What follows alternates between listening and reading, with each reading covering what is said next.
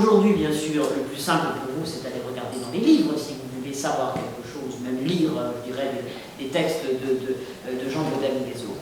Mais quand ça n'a jamais été publié, quand ça n'a jamais été transcrit sur un livre, oui, imprimé pour que vous le lisiez, il n'y a que les manuscrits. À l'époque médiévale, l'imprimerie n'existait pas. Quand est-ce qu'elle a été fondée, l'imprimerie? Vous savez? À quelle époque? Au milieu du XVe siècle. Très bien, au milieu du XVe siècle, et en particulier à une célèbre. Hein? Bon, je descends parce que sinon je vais tomber. Oui, Gutenberg, absolument, c'est Gutenberg.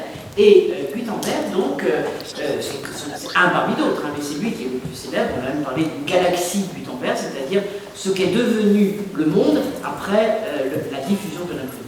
Mais avant, à l'époque qui m'intéressait moi, il n'y avait pas d'imprimerie. Donc si personne n'a imprimé aux époques plus récentes les textes que j'étudiais, il fallait les travailler sur les manuscrits. Et ça, c'est aussi une chose que vous devez savoir.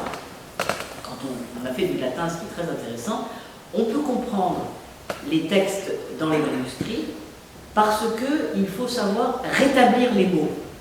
Les manuscrits sont écrits sur du parchemin. Le parchemin, c'est de la peau de mouton, de la peau de chèvre, etc. Ça coûte très cher. Il faut le préparer, tout ça, donc ça coûte très cher. Donc on économise, hein, sobriété, déjà, bien avant notre sobriété d'électricité d'aujourd'hui, on économise la surface de parchemin, et donc on abrège les mots. On ne met pas les terminaisons, ou on a un mot, on a une seule lettre pour un mot, et on doit savoir reconstituer le mot. Et ça, c'était formidable parce qu'on était obligé de comprendre un texte en sachant d'abord le reconstituer, vous voyez, en l'ayant comme ça, en ayant des mots qui étaient incomplets. On voyait bien qu'il y avait une abréviation, et il fallait terminer le mot, il fallait le compléter d'une façon ou d'une autre quand il n'y avait que certaines lettres qui étaient écrites. Et ça, évidemment, c'était ludique, c'était un jeu, c'était très amusant de faire ça.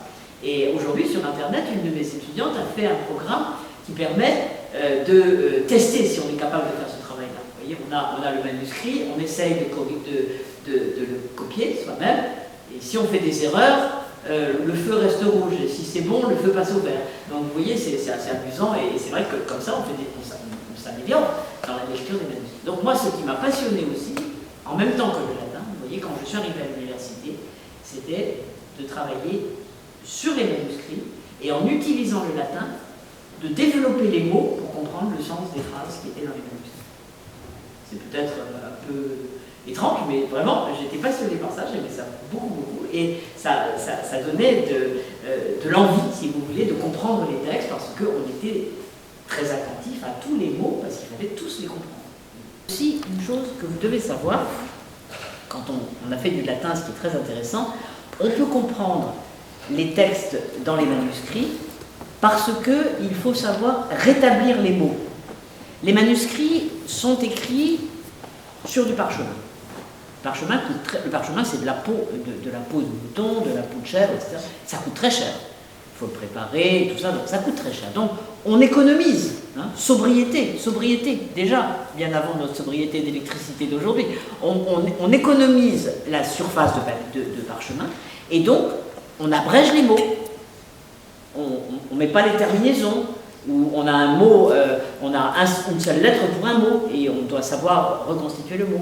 Et ça, c'était formidable parce qu'on était obligé de comprendre un texte en sachant d'abord le reconstituer, vous voyez, en l'ayant comme ça, en ayant des mots qui étaient incomplets. On voyait bien qu'il y avait une abréviation, et il fallait terminer le mot, ou il fallait le compléter d'une façon ou d'une autre quand il n'y avait que certaines lettres qui étaient écrites. Et ça, évidemment, c'était ludique, c'était un jeu, c'était très amusant de faire ça. Et aujourd'hui, sur Internet, une de mes étudiantes a fait un programme qui permet de tester si on est capable de faire ce travail-là. Vous voyez, on a le manuscrit, on essaye de le copier soi-même, et si on fait des erreurs, le feu reste rouge, et si c'est bon, le feu passe au vert. Donc vous voyez, c'est assez amusant, et c'est vrai que comme ça, on s'améliore dans la lecture des manuscrits. Donc moi, ce qui m'a passionné aussi, en même temps que le latin, vous voyez, quand je suis arrivé à l'université, c'était de travailler sur les manuscrits et en utilisant le latin, de développer les mots pour comprendre le sens des phrases qui étaient dans les manuscrits. C'est peut-être un peu étrange, mais vraiment, j'étais passionné par ça, j'aimais ça beaucoup, beaucoup, et ça donnait de l'envie, si vous voulez, de comprendre les textes, parce qu'on était très attentif à tous les mots, parce qu'il fallait tous les comprendre.